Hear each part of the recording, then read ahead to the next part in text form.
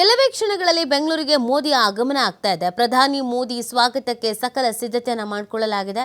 ರಸ್ತೆಯ ಎರಡೂ ಬದಿಯಲ್ಲಿ ಬಿಜೆಪಿ ಬಾವುಟ ಫ್ಲೆಕ್ಸ್ ಅಳವಡಿಕೆ ಮಾಡಲಾಗಿದೆ.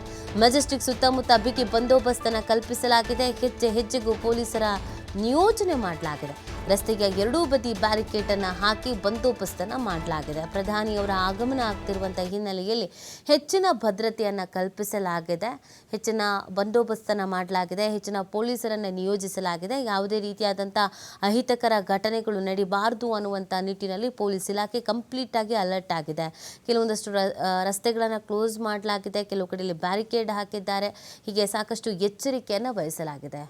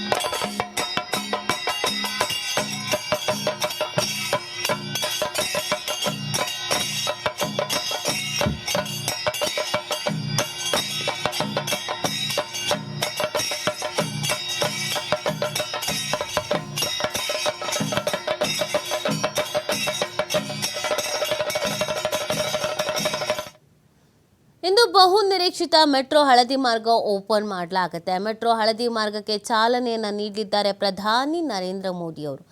RV ರಸ್ತೆಯಿಂದ ಬೊಮ್ಮಸಂದ್ರದವರೆಗೆ 19.15 ಕಿಲೋಮೀಟರ್ ಉದ್ದದ ಮಾರ್ಗ ಇದು.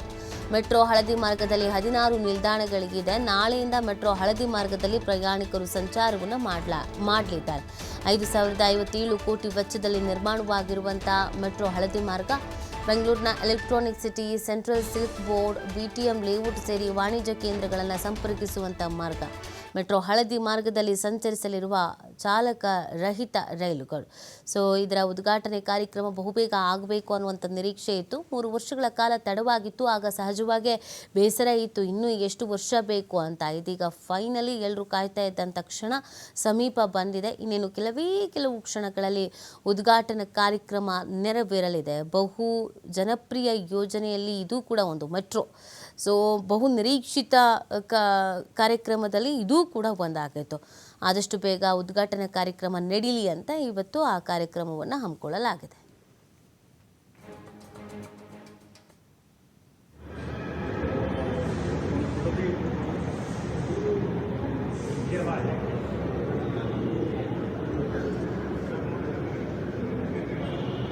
ಒಂದೇ ನಿಮಿಷ ಒಂಚೂರು.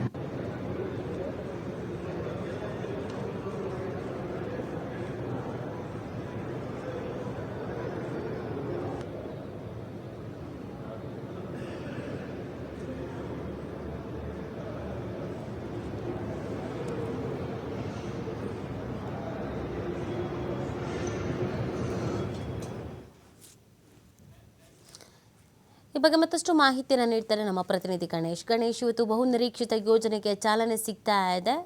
ಎಷ್ಟೊತ್ತಿಗೆ ಉದ್ಘಾಟನಾ ಕಾರ್ಯಕ್ರಮ ಪ್ರಾರಂಭ ಆಗುತ್ತೆ, ಅಲ್ಲಿನ ಸಿದ್ಧತೆ ಯಾವ ರೀತಿಯಾಗಿದೆ?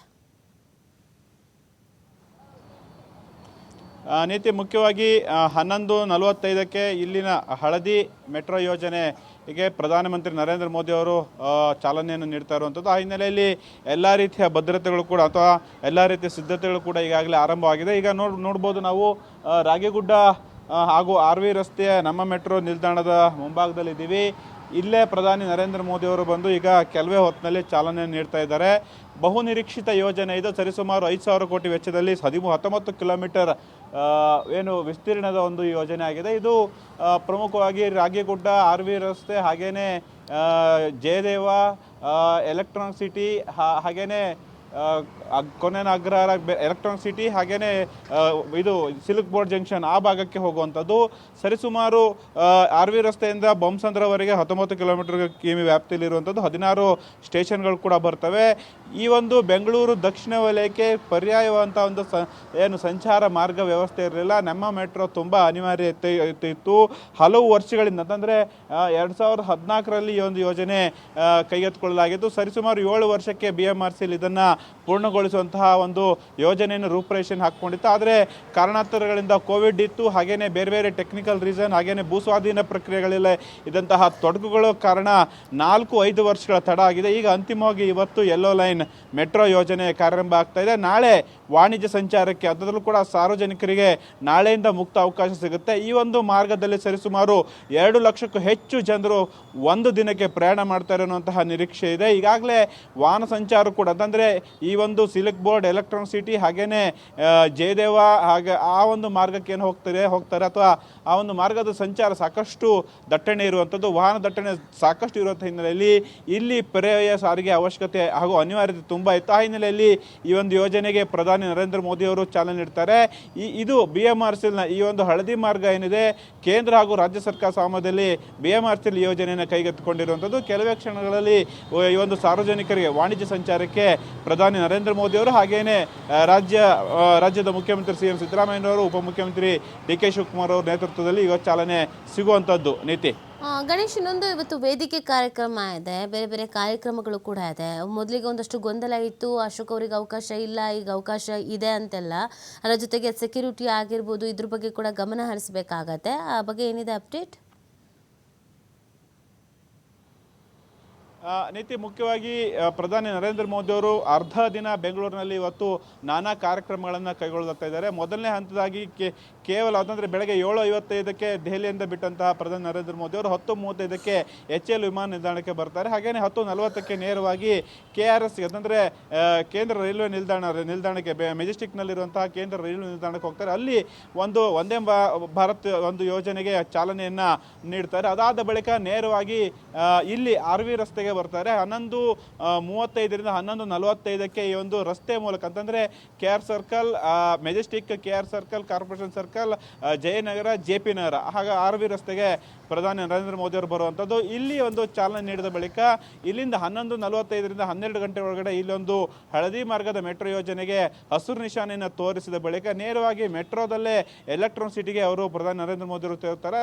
ಎಲೆಕ್ಟ್ರಾನಿಕ್ ಸಿಟಿಯಲ್ಲಿ 11 ಗಂಟೆಗೆ IIT ಅಲ್ಲಿರುವಂತಹ ಒಂದು ಸಭೆಯಲ್ಲಿ ನಮ್ಮ ಮೆಟ್ರೋದ 3ನೇ ಹಂತದ ಯೋಜನೆಗೆ ಒಂದು ಗುದ್ದಲಿ ಪೂಜೆಯನ್ನು ಅಥವಾ ಶಂಕುಸ್ಥಾಪನೆಯನ್ನು ಪ್ರಧಾನಿ ನರೇಂದ್ರ ಮೋದಿ ಅವರು ಮಾಡುವಂಥದ್ದು. ಅದಾದ ಬಳಿಕ 2:30ಕ್ಕೆ ನೇರವಾಗಿ ಮತ್ತೆ HL ಮುಖಾಂತರ ದೆಹಲಿಗೆ ವಾಪಸ್ ಆಗುವಂತಹ ಒಂದು ಕಾರ್ಯಕ್ರಮ ಇರುವಂಥದ್ದು. ಒಟ್ಟಾರೆ ಏನಂತಂದರೆ ಪ್ರಮುಖವಾಗಿ ರಾಜಕೀಯ ವಲಯದಲ್ಲೂ ಕೂಡ ಸಾಕಷ್ಟು ಚರ್ಚೆ ಆಗ್ತಾ ಇರುವಂಥ ವಿಚಾರ ಏನಂತಂದರೆ ವಿಪಕ್ಷ ನಾಯಕ ಅಶೋಕ್ ಅವರು ಅಂತಂದರೆ BJPಯ ರಾಜ್ಯದ ಮುಖಂಡರು ಕೂಡ ಆಗಿದ್ದಾರೆ. ಹಿಂದೆ DCM ಕೂಡ ಅಥವಾ ಹಿಂದೆ ಒಂದು ನಾನಾ ಹುದ್ದೆಗಳನ್ನು ಅಲಂಕರಿಸುವಂತಹ ರಾಜಕಾರಣಿ ಆಗಿರುವಂಥದ್ದು. ಅದರಲ್ಲೂ ಕೂಡ ವಿಪಕ್ಷ ಸ್ಥಾನದಲ್ಲಿದ್ದಂಥ ಅಶೋಕ್ ಅವರಿಗೂ ಕೂಡ ಈ ಒಂದು ಕಾರ್ಯಕ್ರಮದಲ್ಲಿ ಪ್ರಧಾನಿ ನರೇಂದ್ರ ಮೋದಿ ಅವರು ಭಾಗವಹಿಸುವಂಥ ಕಾರ್ಯಕ್ರಮದಲ್ಲಿ ಅವರಿಗೆ ಆಹ್ವಾನ ಇರಲಿಲ್ಲ ಅನ್ನುವಂತಹ ಪ್ರಶ್ನೆ ಈಗ ಚರ್ಚೆ ಆಗಿರುವಂಥದ್ದು.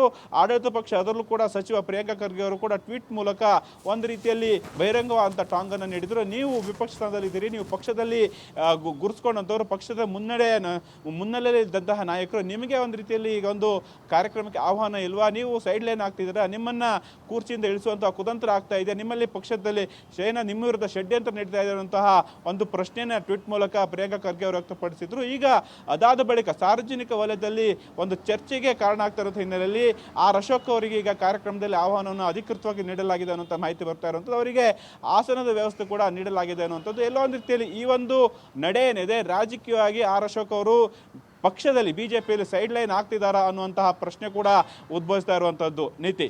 ಓಕೆ, ಥ್ಯಾಂಕ್ ಯು ಗಣೇಶ್ ತಮ್ಮ ಡೀಟೇಲ್ಸ್ಗಾಗಿ.